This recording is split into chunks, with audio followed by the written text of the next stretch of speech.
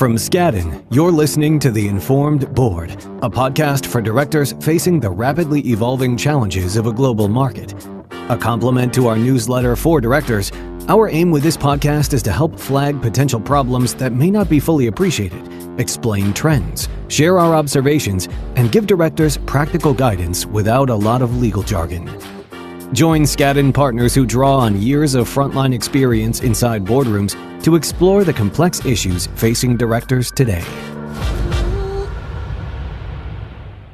In today's global operating environment, the role of a board member has become increasingly complex. What is happening in the world could have a significant impact on a company's business. In today's volatile geopolitical environment, how does a board effectively exercise its oversight role? I'm Ann Beth Stebbins, a partner in Skadden's M&A practice and host of The Informed Board. I'm joined today by Kevin Kajiwara from Teneo, a frequent advisor to corporate boards and institutional investors on geopolitical and policy risks, and my partner, Mike Leiter, who heads Skadden's national security practice. Kevin, Mike, thanks for joining us today on The Informed Board. So let's dive in. The role of directors has been expanding to cover the oversight of external risks that may be material to a company's business. Are boards taking a more proactive role in the oversight of geopolitical risks? I think the answer to your question, Ann Beth, is yes. And it's not necessarily by choice. It is the culmination of a series of events that have occurred over most of the 21st century, quite frankly, that are redirecting the focus and attentions of boards away from simply looking at the fundamentals of the company of the board that they're on. There has been a fundamental reordering that is underway of the economic playing field that has prevailed for most of the post-war era. Go back to the global financial crisis and the debt crisis in Europe, the attempt to reflate the Japanese economy, the rise of China, the COVID era, and all of that did to the global supply chains and how much it highlighted the vulnerabilities of those supply chains. Perhaps surprising to most boards is the evolving role of the United States, which, after all, designed, built, perpetuated, protected, and frankly benefited the most from this system that we call globalization or the international rules-based order. If the playing field is now starting to change, boards need to ask themselves if the type of economic actors that prevailed during the previous period will continue to be the preeminent actors going forward. Decisions that are being made today are going to be existential to the long-term viabilities of the companies that they're overseeing.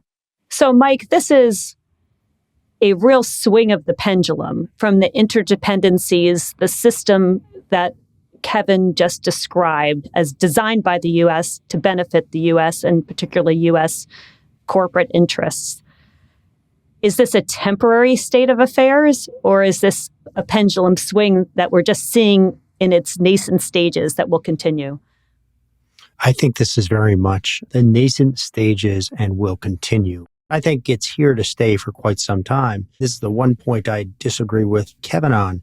Only good boards are thinking more about this. Not every boards, but the good boards recognize that political risk is no longer what you hear about at your board retreat every 4 years before a presidential election, where you bring in the speaker who sits there during the dinner and says, let me tell you all the stories from my time in the White House.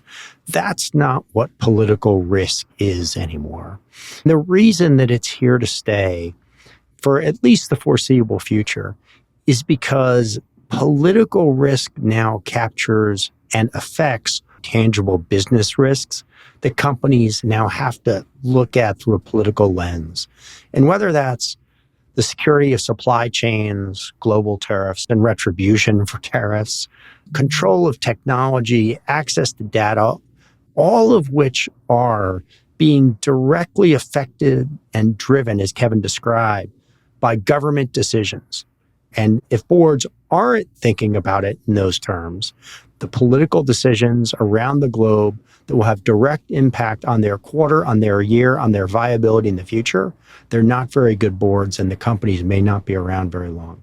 What's different right now is not only that all of these variables are in play concurrently, but the evolving role that the United States is playing in this system. In other words, traditionally, you could say, well, I've got a pretty good idea of what the overall playing field is going to look like and what the guardrails are. Yes, a new administration comes in, especially if it's of the other party from the previous administration. You're going to be a standard deviation away from mean. But if you zoom out and you look at the course of post-war history in the United States in terms of foreign policy and the general economic trajectory of the regulated free market, it's been remarkably consistent from Republican to Democratic administration and Congress and back again. Now we're talking about a reshaping of the overall playing field. And I think that is what should be very disconcerting to boards and what they actually need to be taking a particular focus on. So while the United States designed the original playing field, the United States is a main driver of reshuffling that playing field, and boards have to be in a position to understand how those changes will implicate the company's business. That's right. But I think that the risk here is we tend to over-index on what is happening out of Washington. The risk is to over-index on this notion that the United States is driving all change. But the reality is that this is different than the first Trump administration, when there was everybody kind of saying, well, perhaps we can wait this out and we will return to a more normalized policymaking environment. Now, I think that there is a view that it's not just about Trump himself, that something fundamentally is changing in terms of the nature of how the U.S. wants to interact with the world, and that therefore this is more paradigmatic. Nobody's got a crystal ball about exactly what the next paradigm is going to look like.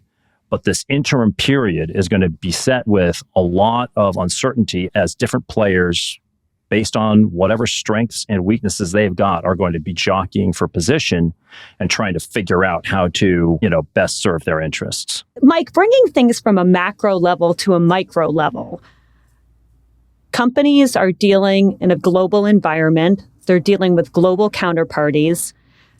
How should a board be thinking about its counterparties outside of the U.S. and how those counterparties are thinking about dealing with the U.S. corporate in this environment? As Kevin has been saying very well, what the United States before this era was striving for was fundamentally stability and openness. No, not in every case was that exactly the same. Clearly, the U.S. was trying to disrupt access to technology and the like by the Chinese. But overall, if you were a trusted partner, it was reducing barriers to trade, reducing barriers to technology, reducing barriers to access to data, and doing that in a relatively predictable long-term way. What we've moved to is a very different environment where barriers are being erected to all of these things, exchange of data, technology, trade, unless you give something else up as another country. And the natural reaction to that, they start reacting in kind. They start erecting barriers. They start protecting.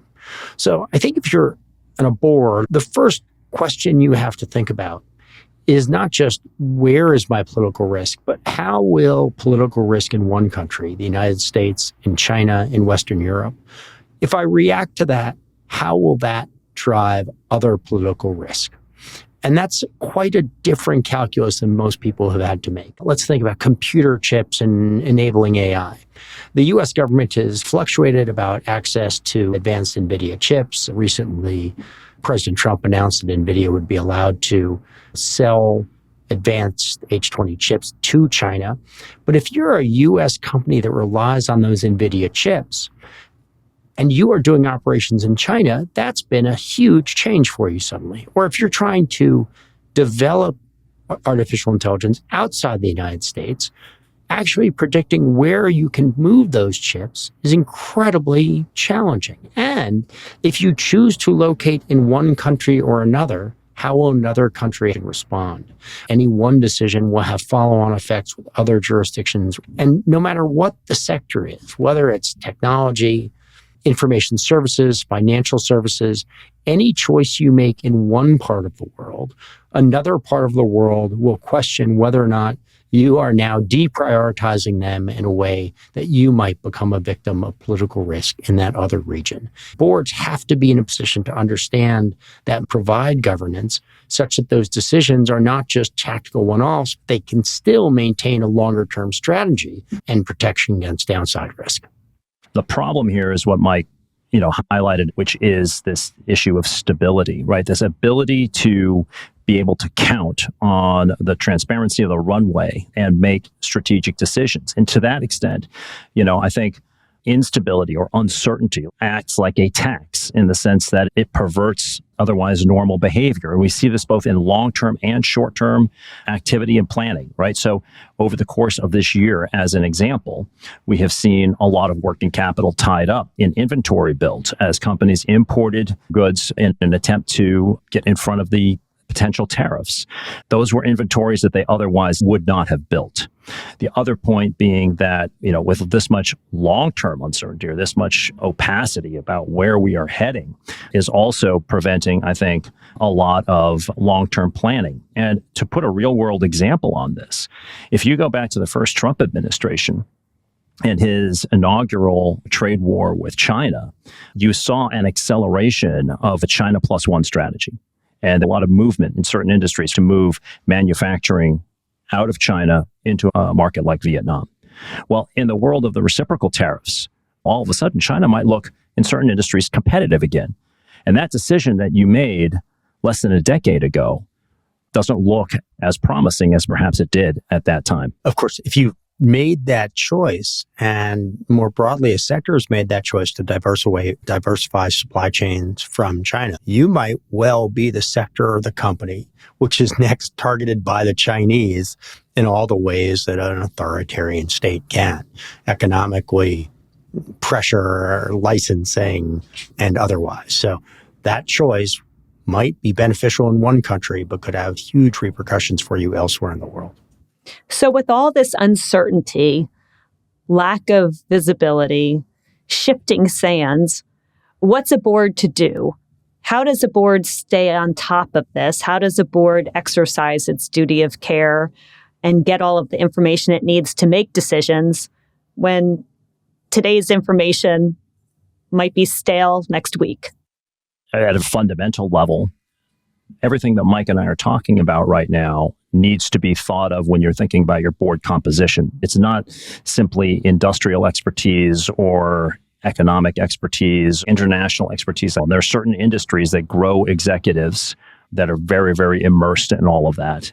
And I think we have real world examples of that too. When you go rewind the tape to 2022 when Russia invaded Ukraine, there were certain companies, particularly in certain industries, like the extractive industries as an example, that knew instantly or very quickly how they were going to respond. And a lot of other companies were not as well prepared because they didn't have the previous experience with this type of an issue and the kind of war exposure as extractive companies do.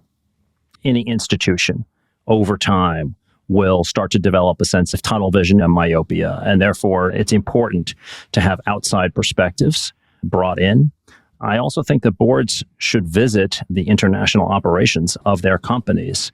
I know that this is something that has been a challenge, particularly in the post-COVID world, but it is particularly eye-opening. And I think the last thing I would say, I do think that companies, meaning the ELT and board alike, can benefit from very robust scenario planning. Mike, do you see value in tabletop exercises, scenario planning? How do you scenario plan for the unknown? Yeah, absolutely. I think there's a lot of value to that, Ann Beth. And frankly, I don't think every board should go out and hire 2 or 3 former congressmen and senators. I don't think that's what political risk is about. That's what politics are about. But understanding how political risk will actually intersect with a sophisticated transnational business is really quite different. So I think it is having people who understand uncertainty, having people who have been in industries that have always had to manage political risk. And then to your point, how do you use things like tabletop exercises to actually figure out how a company might or might not react?